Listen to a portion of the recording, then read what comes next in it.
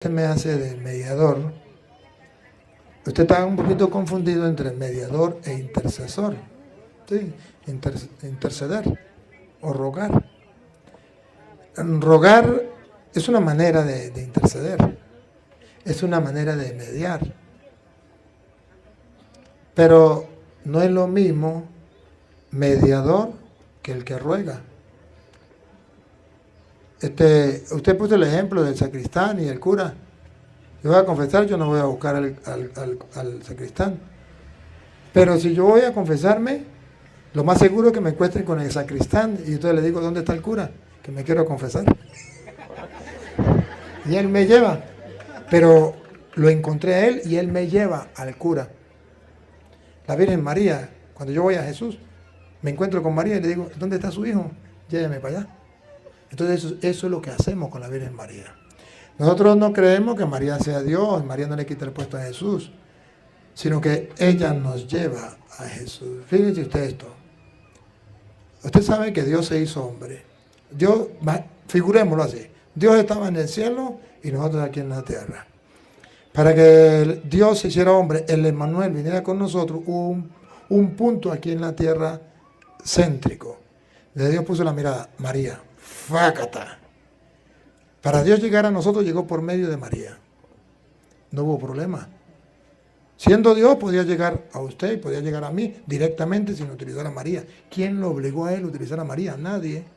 Podía llegar directamente a su mente y a su corazón sin utilizar a María. Pero quiso utilizar a María de allá para acá para que Dios llegara a nosotros. Pácata, utilizó a María y no hay ningún problema. De aquí para allá, para nosotros llegar a Dios, podemos utilizar a María. Y ella nos lleva a Dios, no hay ningún problema. Es el mismo canal, de allá para acá que de aquí para allá, no hay ningún problema. Ahora, si miramos lo que dice la Biblia sobre mediador, y usted y yo lo estudiamos, nos damos cuenta que rogar es una cosa y mediar es otra. Que rogar es una parte de la mediación, podría llamarlo así si usted quiere. Pero cuando la Biblia habla de Cristo mediador, no habla de Cristo que ruega, sino Cristo que media. Y no media porque está en el medio, sino media porque dice Primera de Timoteo, capítulo 2, versículo 5. Pase por aquí, Juan, venga para acá. ¿Qué significa mediador? Aquí ya está en Primera de Timoteo 2:5, que Cristo es el único mediador entre Dios y los hombres, que es lo que a usted le enseñaron. Pero en el 6 está la explicación. Porque hay un solo Dios y un solo mediador entre Dios y los hombres. Hasta ahí estamos claros. Ahora, ¿qué significa mediador? Para usted mediador el que ruega. Entonces yo no puedo decirle a María que ruegue por mí porque la estoy utilizando como mediadora. Y eso no es verdad. Porque eso es lo que a usted le enseñaron, pero no es lo que dice la Biblia. Mire lo que significa mediador. Porque hay un solo Dios y un solo mediador entre Dios y los hombres. Versículo 6. El cual se dio a sí mismo. Eso significa mediador. ¿Otra vez? El cual se dio a sí mismo. Eso significa mediador. ¿Otra vez? El cual se dio a sí mismo en rescate por todos. Ahí no habla de rogar. Ahí habla de donarse como rescate. Usted mismo lo dijo. El único que murió en la cruz por nuestra salvación, con el perdón que merece la Virgen María, no fue la Virgen María, fue Cristo. Ahí sí tiene razón usted. Nosotros cuando decimos que Cristo es el único mediador, porque nosotros también lo enseñamos. Nosotros enseñamos que el único mediador entre Dios y los hombres es Cristo Jesús.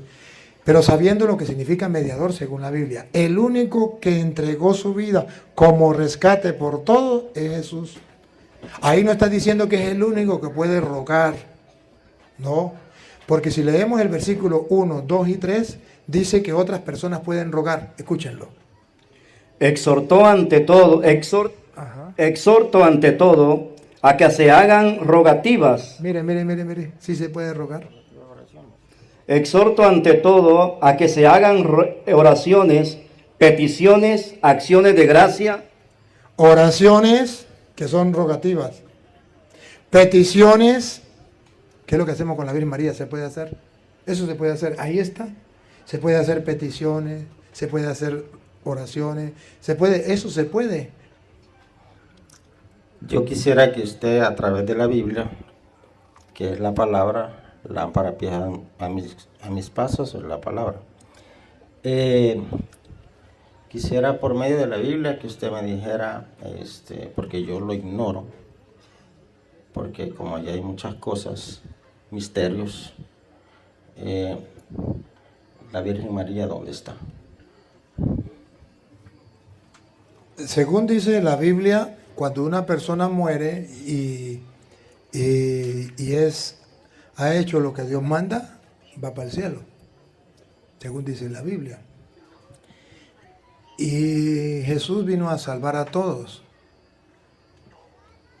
Y para el cielo va el que Jesús salvó y que se dejó salvar.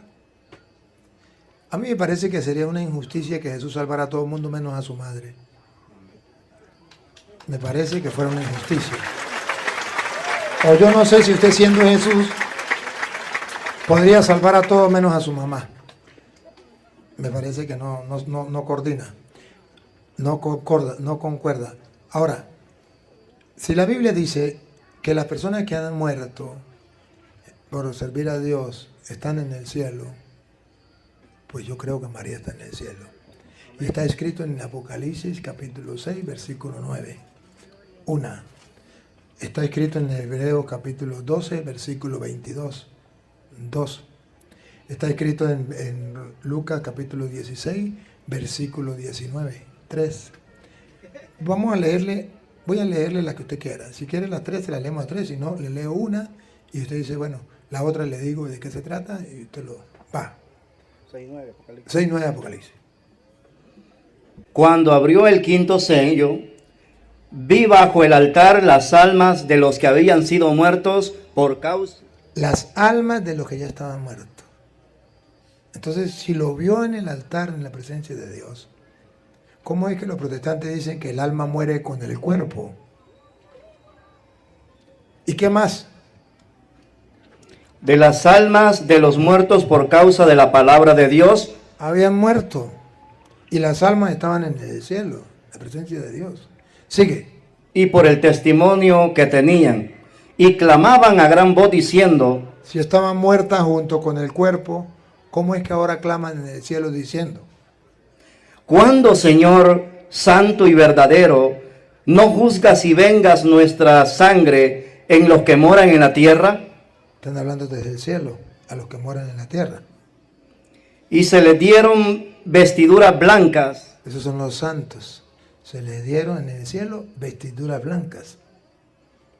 Y se les dijo que descansasen todavía. Que descansen en paz, decimos nosotros cuando muere alguien, que descanse en paz. Apocalipsis lo dice. Un poco tiempo hasta que se completara el número de sus consiervos y sus hermanos, que también habían de ser muertos como ellos. Los santos están en el cielo, tienen una vestidura blanca que por eso llaman santos, y están esperando hasta que muera el resto de gente. Lo dice Apocalipsis. Si usted quiere otra cita, Hebreos capítulo 12, versículo 22. En esos santos que tienen vestiduras blancas está la Virgen María. Nosotros lo creemos porque es la Madre de Dios, porque ella fue la primera cristiana, porque ella vivió el Evangelio, dice la Biblia, hágase en mí según tu palabra. Ella enseñó, hagan lo que Él les diga. Y la Biblia dice que Santa Isabel le dijo, dichosa tú porque has creído que se cumplirá todo lo que ha dicho el Señor. Ahora miren Hebreos 12, 22. Sino que os habéis acercado al monte de Sión, a la ciudad del Dios vivo, Jerusalén la celestial, El cielo. a la compañía de muchos millares de ángeles, Los ángeles están en el cielo. a la congregación de los primogénitos que están inscritos en los cielos, Los judíos antes de Cristo, que también Cristo salvó. Y sus nombres están escritos en el libro de la vida. a Dios, Dios también está en el cielo. Y ahora a ver, ¿con quién está Dios? Los ángeles, los primeros inscritos en el libro de la vida. ¿Y quiénes más? el juez justo de todos, a los espíritus de los justos hechos perfectos. Ahí están con Dios en el cielo. Los espíritus de los justos hechos perfectos. Entonces, si ahí están ellos, pues ahí también está María, porque ella fue la primera cristiana, la que encarnó todo el Evangelio y la que nos dio el Salvador, dio a luz al Salvador. Cuando usted y yo encarnamos la palabra y la llevamos a las demás, hacemos lo que hizo la Virgen María. El Verbo de Dios se hizo carne y habitó. Entonces ella hizo ese trabajo, que el Verbo de Dios se encarnara en su vientre y que habitara entre nosotros. Y si la otra no se la leo, porque usted ya la conoce. Lucas 16, 19, el rico Pulón y el pobre Lázaro. Que el pobre Lázaro estaba junto al trono y el rico Pulón le decía: Señor, manda al Lázaro que moje el dedo en la lengua y me lo ponga, porque esta llama me atormenta. La otra pregunta que le tengo que hacer es referente a nosotros. Nosotros somos tripartitos: espíritu, alma, cuerpo, ¿verdad? Si no me equivoco. Ahora bien, tengo entendido de que cuando morimos, este cuerpo va al polvo, el espíritu vuelve a Dios, nuestra alma. En Hebreos 4:12, San Pablo dice, la palabra... Le pregunto esto sí. Porque cuando morimos, tenemos que esperar el juicio del trono, ¿verdad? Nuestra alma en ese momento queda dormida, va a un lugar específico. Apocalipsis 6:9, ya se lo leí. Sí. 6:9. Las almas, léalo, 6:9. Las almas, no el espíritu, las almas. 6:9. Cuando abrió el quinto sello, vi bajo el altar las almas de los que habían sido muertos por causa de la palabra de Dios.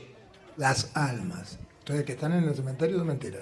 Ahora, voy a tratar de mostrarle a usted qué significa alma y qué significa espíritu.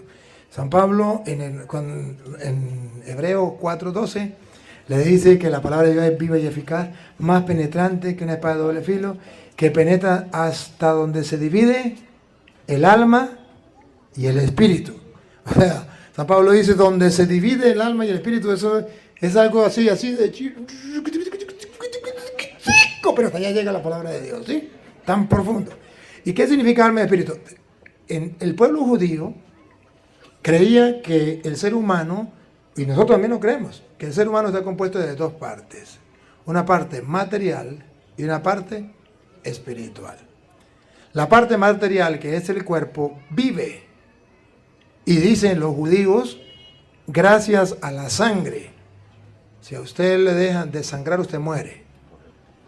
Pero a esa sangre la llamaban ellos alma, porque decía, el cuerpo tiene vida, y a la vida la llamaban alma. Pero luego muere el cuerpo, pero el espíritu queda vivo, entonces el espíritu también tiene alma. A la vida la llamaban alma. Entonces, cuando muere el cuerpo, muere lo material, pero quedó una parte espiritual, y esa parte espiritual no se ve. Esa parte espiritual no muere, sigue viva. No muere, no se ve. Y como no se ve, pero sigue viva, a la vida se le llama alma.